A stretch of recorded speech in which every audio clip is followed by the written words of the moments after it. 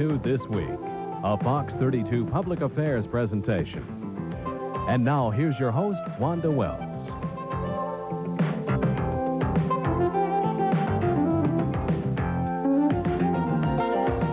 Good morning. For women, breast cancer is the second leading cause of death in this country, and coming up, we'll explain why. The Rogers Park Tenants Organization has taken their concern about drugs in their community and have turned it into action. We'll tell you more about it before our broadcast is over. Lee Betterman is the president of a statewide organization, and we plan to talk education issues with her.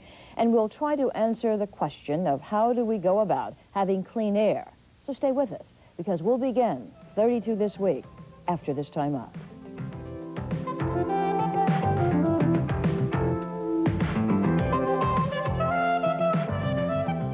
Sunday, you won't believe Al's new invention. Let me introduce you to the Bundy Shoe Light. Let me just turn Kelly on. And won't you be to need some candy and $5? Is the plus the positive or the negative? Oh, that's all right. We'll find out soon enough. Married with Children. Then, on Open House, Ted and Linda's worst nightmare comes true. We are trapped in the woods, miles from civilization. Open House, right after Married with Children, Sunday. My mother said I was too much trouble. She threw me out. It's pretty terrible out here. I wish I could go back home if they take me. I just don't know what else to do. Wherever you are, Covenant House can get you help. Call us on the 9 line. It's free. 1-800-999-9999. Covenant House.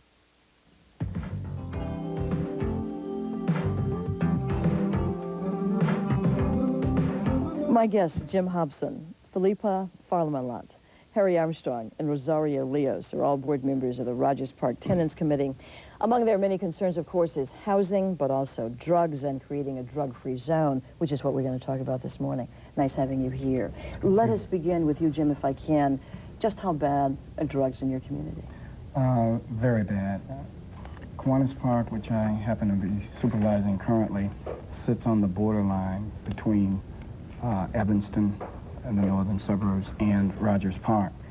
And we're situated in an area where it's very densely populated. The drug situation over there is extremely bad. Are we talking about drug selling? Are we talking We're talking about dealing. We're talking about buyers. We're talking about the whole gamut of drug dealing. Has this always been the spot or the key primary spot? Well, I don't know if it's been that way, you know, throughout the years in Rogers Park, but I know that Kiwanis Park, just prior to me coming there, experienced quite a bit of drug trafficking. But as a result of close networking with the community, networking, that type of thing, we were able to remove that stigma in the North of Howard community. However, in the last few years, we've started to experience it again, and we know that this Safe School Zone sign campaign is going to give us some help in terms of eradicating this problem. Philippa, let me come to you. Talk to me about some of the other problems that the drug trafficking situation creates for your community. It's in the community. We don't want it to come into our schools if possible, and that's the reason we have these signs. But we've been putting up these signs around, which are paper. The problem with paper, as fast as they go up, they come back down. Okay, but let me go back to my question, and we're going to get to the signs, and I'm going to show it. But what are some of the other problems that this has created for your community? I mean, are we talking about perhaps an increase, slight or heavy increase in terms of maybe crime, maybe burglary, things like this? As in every neighborhood, well, our school is right in the middle of our community, and the children see this, and sometimes it's an enticement. They see the fast money going by. Sure. They choose not to come to class or to come to class, not especially in our school, but the high schools, which is real close by.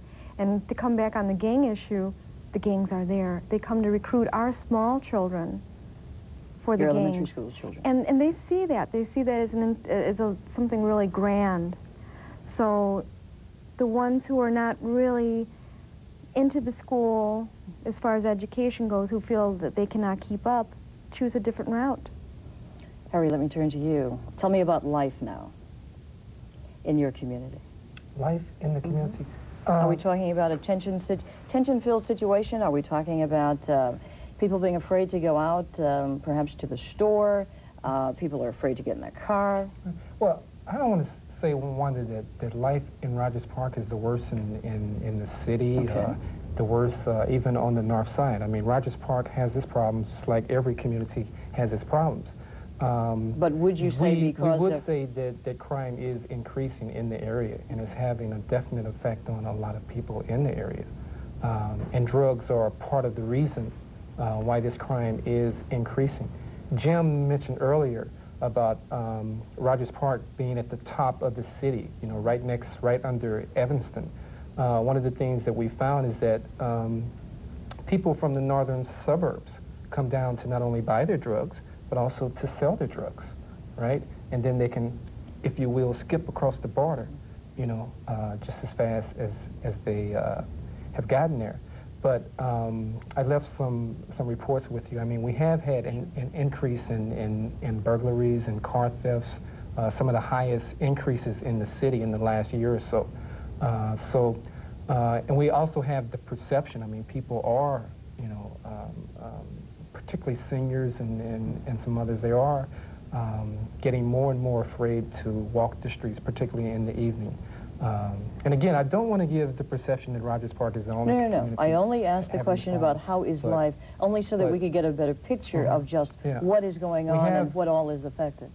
We have those problems. Gangs are taking over, or trying to take over certain sections of the neighborhood.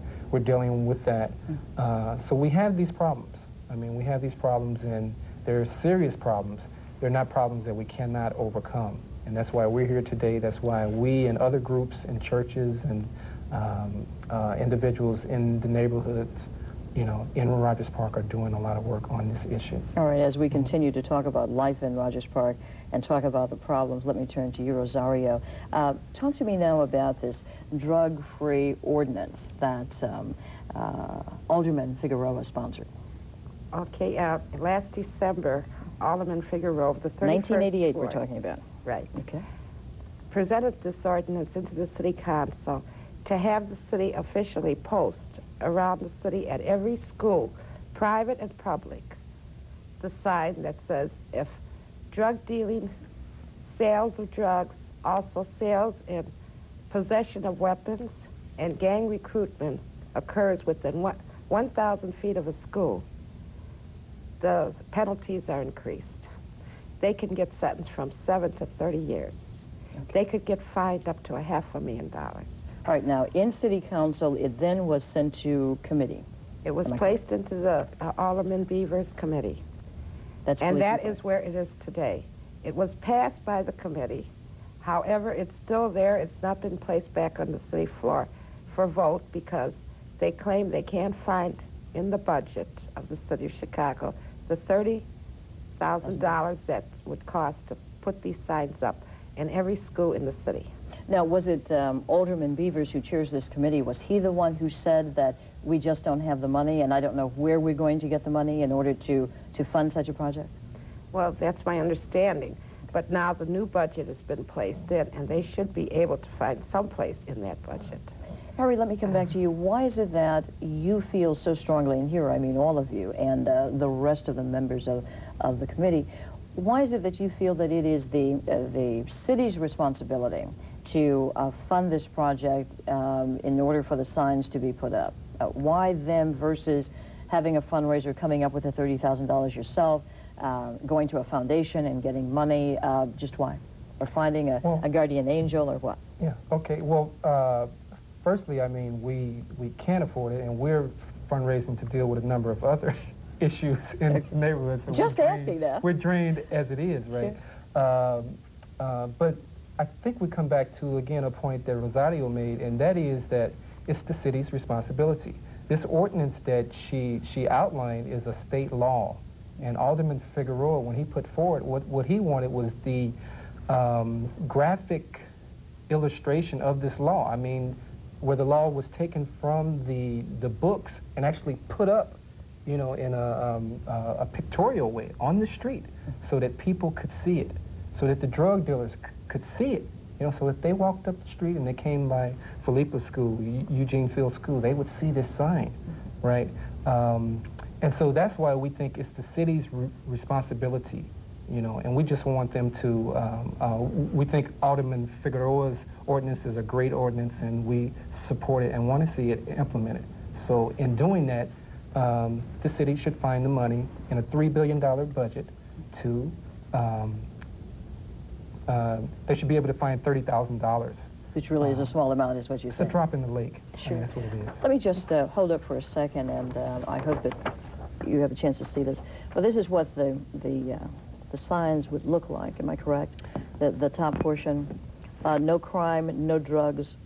You've entered a safe school zone. It said you have entered a safe school zone. Right. And then that other section there of penalties are penalties are down? increased. Yeah, 7 to 30 years. Sure.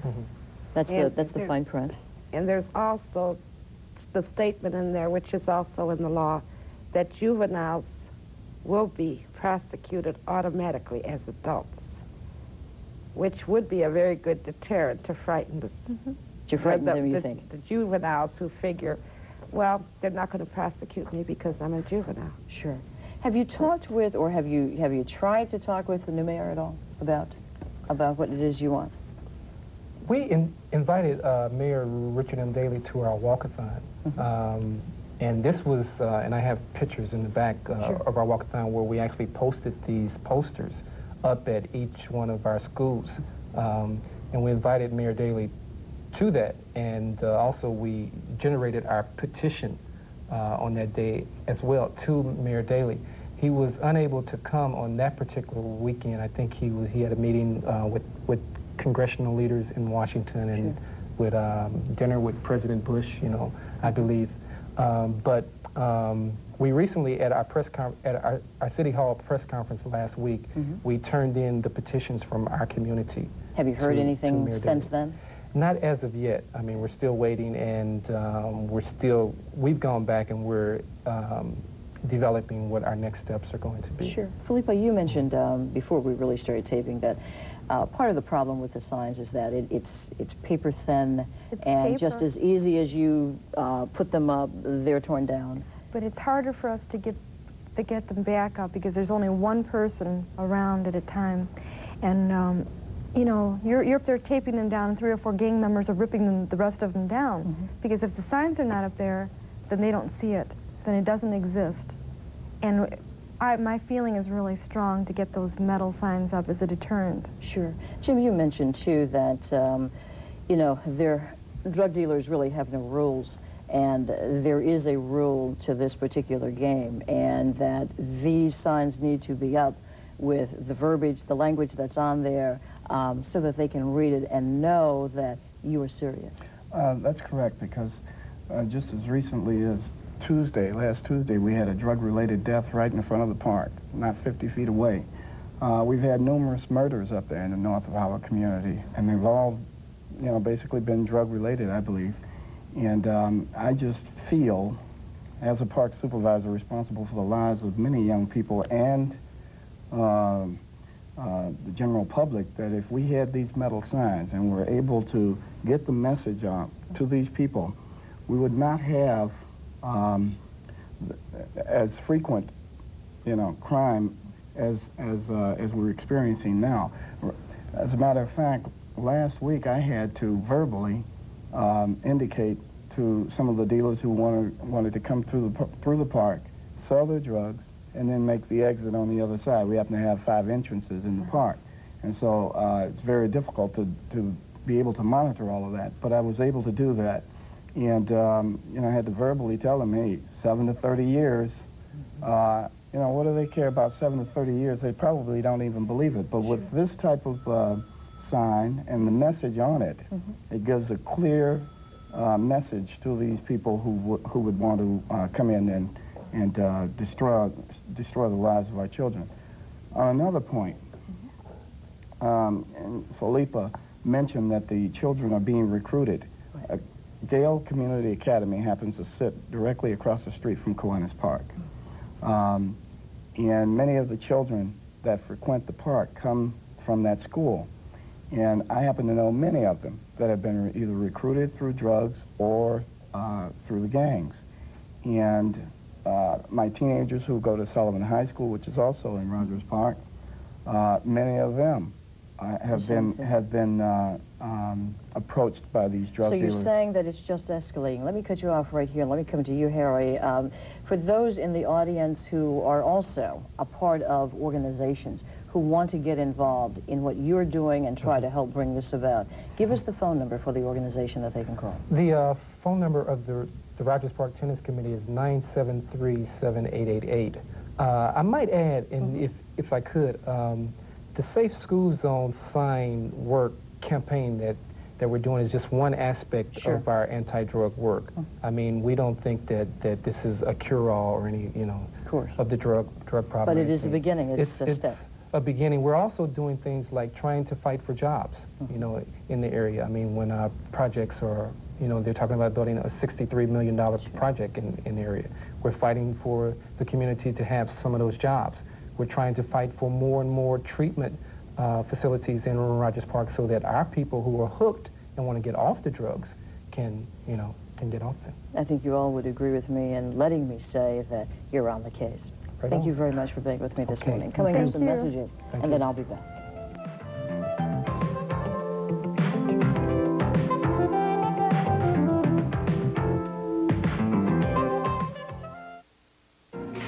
Sergeant John Bonnell's war on drugs begins. WBBM Television, Chicago. Live from Chicago's news team. Channel 2's Weekend News. Good evening, I'm Elizabeth Vargas. And I'm Mike Parker. The driver who rammed his car into a Riverside playground last week, killing 3 children, is at home tonight. James Harrisek was released from the hospital early today, and in a surprise development, the 59-year-old man still has his driver's license. Aldo Gandia explains. James Harrisek was released by McNeil Hospital today, and according to the state's attorney, is free to drive again. Riverside Police nor the state's attorney's office has taken the necessary steps to revoke Harrisek's license.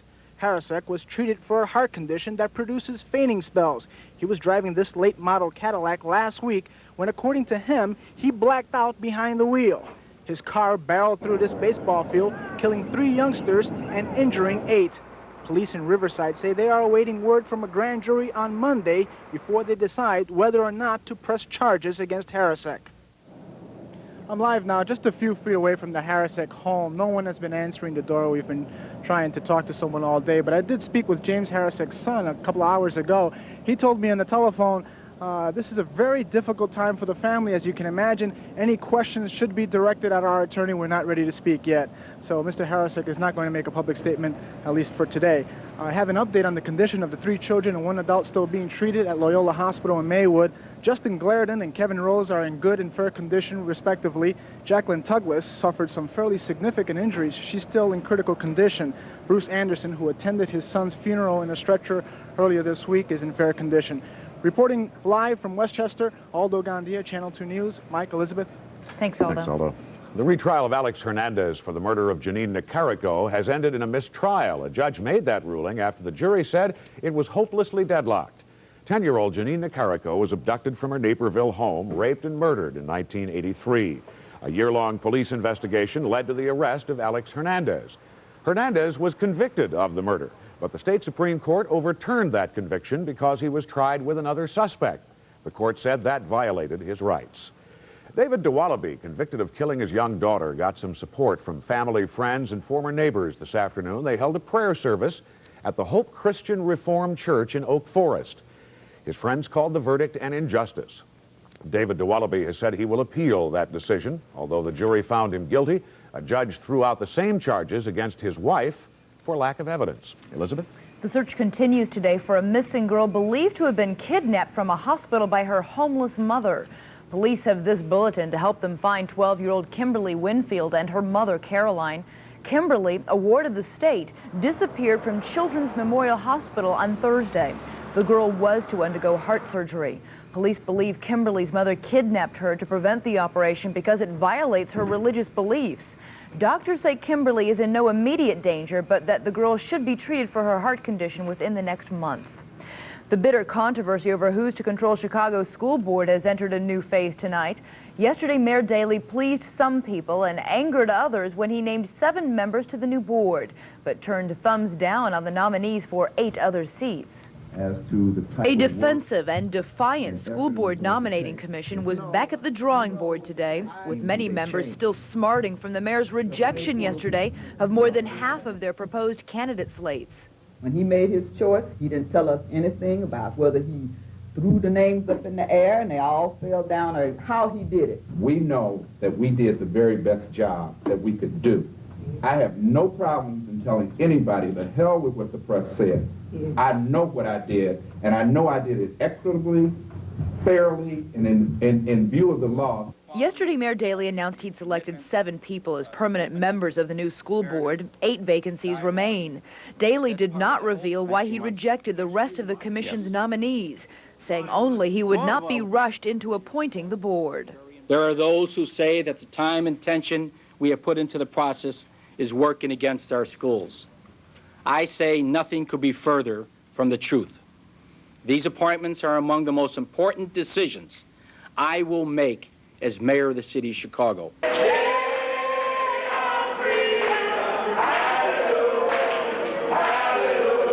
But with protesters staging sit-ins at City Hall almost every day, the pressure is on Mayor Daley and the nominating commission to produce.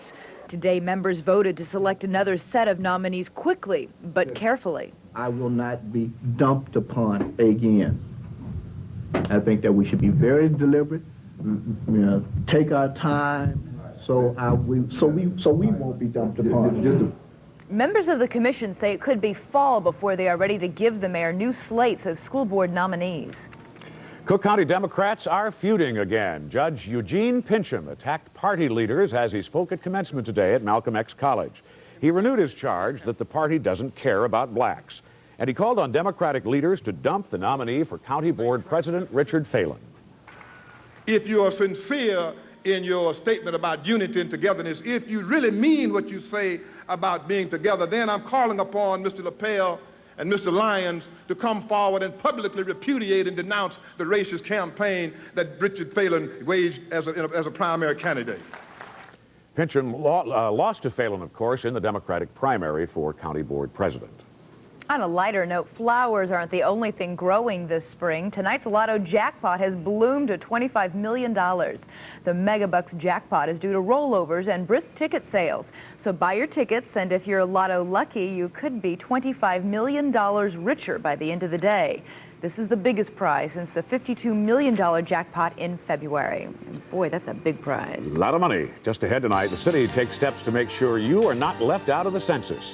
And a police brutality protest on the southwest side. Also ahead, dozens of arrests at a pro-life demonstration, and taxi drivers learn how to protect their lives and yours while on duty.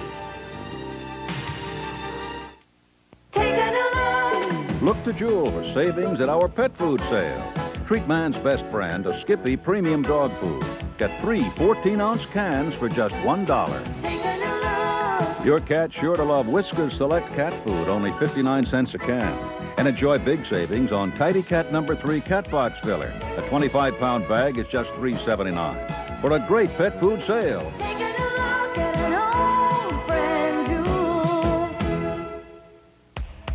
Your Chicagoland Pontiac dealers introduce the special edition Pontiac Grand Prix Sport Coupe, featuring a spoiler, special striping, air, stereo, bucket seats, automatic, aluminum wheels, and more. Plus, get up to $2,000 cash back, the highest ever. Now, this special edition Sport Coupe isn't one of a kind. There are only 99 others. So hurry to your Chicagoland, Northwestern Indiana Pontiac dealers.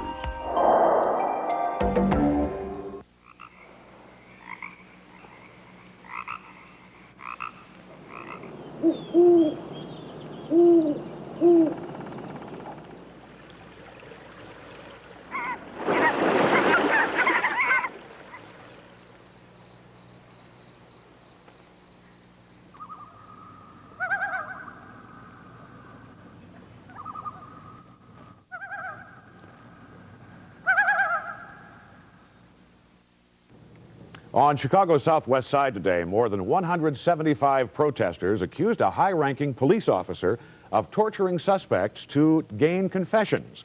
With signs and chants, the pickets called for an investigation of Police Commander John Burge.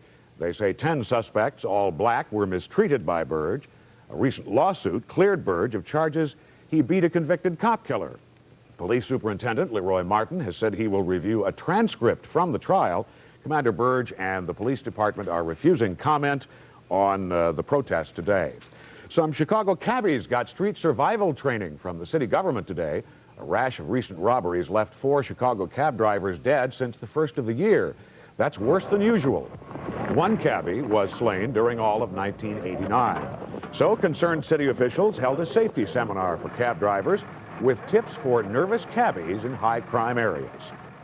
Take the fare to the police station, make your exchange of money for the fare, and explain to the passenger that this is for his safety as well as yours. Drivers were also urged to stay in close touch with dispatchers, and they were urged to learn the city well. Elizabeth. Chicago police arrested 26 anti-abortion protesters on the city's near north side today. They were charged with disorderly conduct and mob action. The pro-life forces have made a tradition of sorts to stage an annual pre-Mother's Day rally. A couple of hundred activists gathered near the Grand Avenue Clinic to express their views. Another group, which supports allowing women to obtain abortions, held a counter-demonstration across the street. They volunteered to escort women in and out of the clinic. Another part of the city and another protest, this time in Rogers Park. About 75 residents gathered there this afternoon to complain about the use and sale of drugs in their far north side neighborhood. The marchers carried signs saying no more drugs. Alderman David Orr, who represents much of the area, called on residents to get involved. If ever there was a day to... Live from Chicago's news team. Channel 2's Weekend News. Good evening, I'm Mike Parker. And I'm Elizabeth Vargas. Time may be running out tonight for a 12-year-old Chicago girl with heart trouble. This is the third day police and others have been scouring the streets to find Kimberly Winfield. Doctors say without heart surgery soon, she might die. Her mother abducted her from a Chicago hospital because of religious objections to planned treatment. Our Aldo Gandia has the latest. Police tonight have issued a special bulletin to every police officer in the city. Their orders: find 12-year-old Kimberly Winfield. She's suffering from a life-threatening heart ailment and was abducted by her mother, Carolyn, on Thursday. The mother is Carolyn Winfield, female, black, 35, 5'11", 130 pounds, last seen wearing a maroon jogging suit with an acne complexion. Police are not sure if Kimberly has been taken out of state. Her grandmother lives in Arkansas, and she may have advised Carolyn to take the girl from the hospital because their religion prohibits blood transfusions. A family member spoke to the grandmother earlier today. She said that Carolyn said she's okay and Kimberly was all right, but she wouldn't tell her where she was. Family members say Carolyn is a registered nurse who has recently been unable to deal with setbacks. She and her daughter had recently lived out of a grocery cart in malls and parks.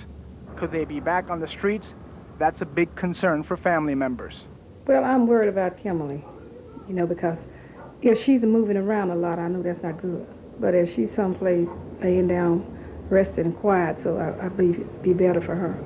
Family members tell me they're going to stay close to the telephone tonight, hoping for a call from Carolyn. Aldo Gandia, Channel 2 News. If you have seen Kimberly or her mother, police ask that you call 312-744-8200.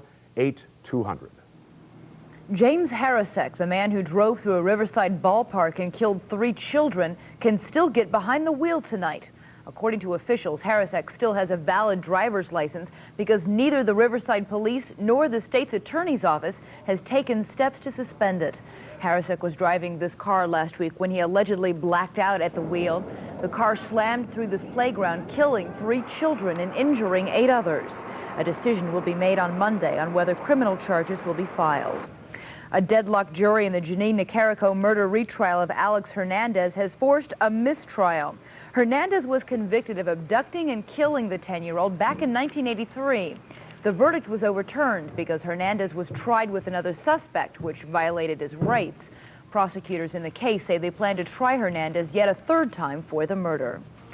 Unhappy with the verdict in the David Dualaby murder trial, his family and friends held special services to support him today. David was convicted of murdering his stepdaughter, Jacqueline, while his wife, Cynthia, was acquitted of the murder charges. Cynthia led today's service, saying a great injustice has been done to David. Donations were also collected for a defense fund for the David Dualaby, who remains in county jail tonight.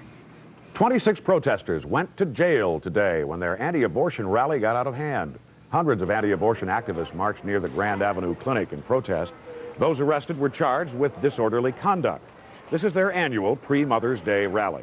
Across the street, pro-choice activists held a counter-demonstration. None of those demonstrators were arrested.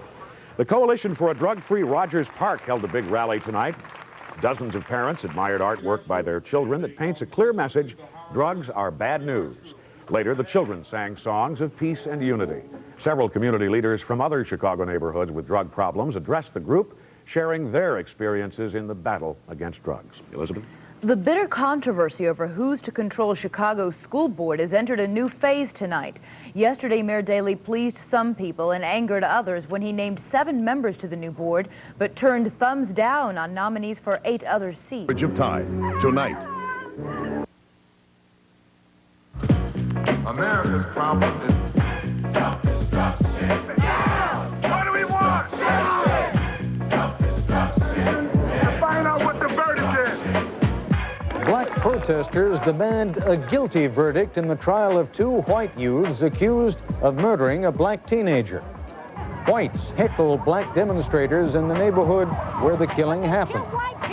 A boycott against 2 Korean groceries in a black neighborhood. New York City's season of racial tension. What's behind it, and why is it happening now?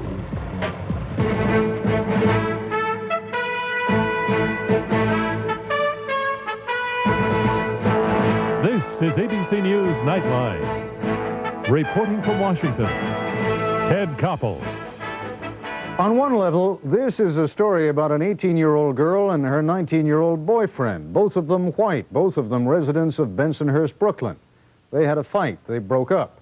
She announced that she was going to start dating black guys and Hispanics. She may even have said something about inviting them over to her house.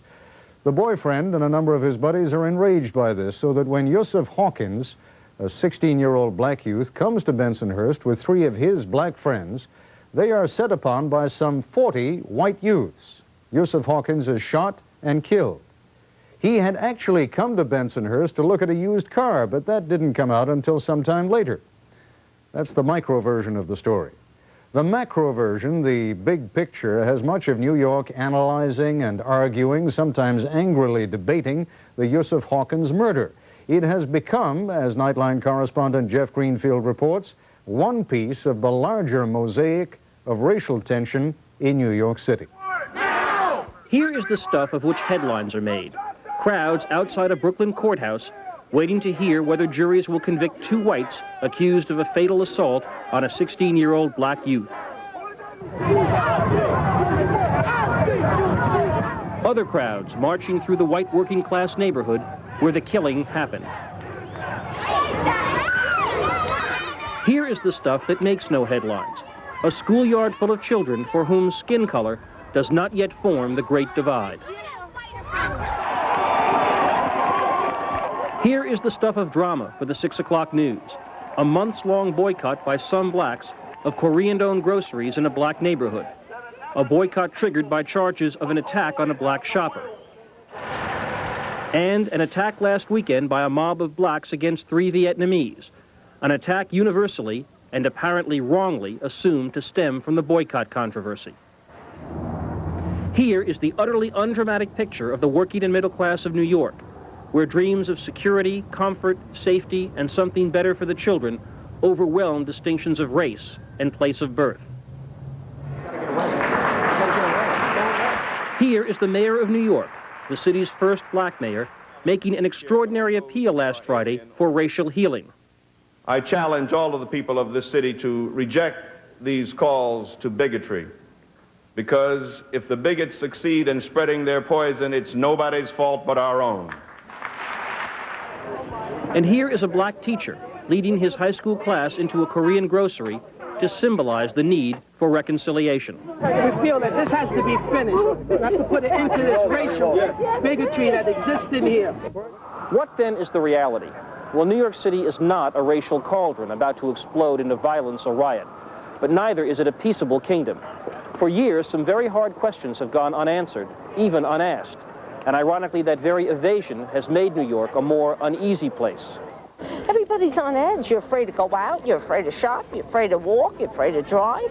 You can't live like that, not in this society. Something has to be done. When Yusef Hawkins was killed in Bensonhurst last year, it outraged New Yorkers of all races. But when Hawkins' father chose the Reverend Al Sharpton as his advisor, it gave new prominence to a familiar, media-wise figure skilled at the politics of race, as with his recent statement that any verdict short of murder would, in effect, be telling blacks to burn New York down. New York Daily News columnist Bob Herbert says that sense of outrage finds a sympathetic audience. Many people that I've talked to, many African Americans have said, well, if they can't bring the killers of this young man to justice, then what good is it talking about the rule of law? Now, I disagree with that opinion, but you can't ignore the fact that that feeling is widespread. But if blacks see themselves as victimized by persistent bias, many whites in New York have come to see blacks as a symbol